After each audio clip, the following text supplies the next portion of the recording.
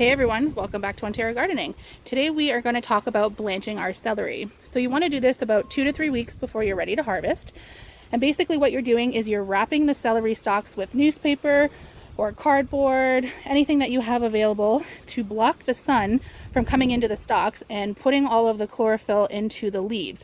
So essentially what it's doing is allowing the sun to just bake on the leaves, and it's taking all of the bitterness out of your celery and into the leaves, which we're going to chop off obviously before we eat. So what we have done is we have taken some paper bags, we cut off the ends and open them up, and that's what we're going to wrap around the base and then use some twine just to hold it on.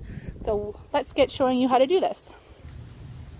Okay, so we've got our paper bag wrapped around, and so here we are, and we're going to wrap it just around the base, just like this. And like I said, we're going to use that piece of twine. We're going to come around and we're going to wrap it.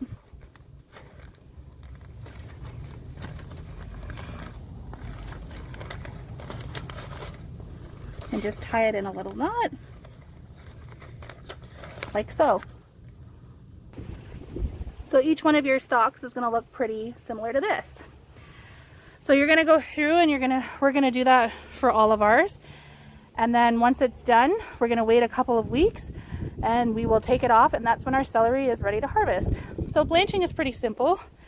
Some people argue you don't have to do it. Some people say that it does take that bitterness right out and it tastes much better. So that's completely up to you.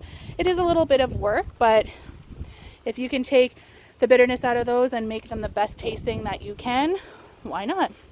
Thanks for joining along, and continue to follow us for more gardening tutorials and other homesteading recipes. Talk to you later. Bye.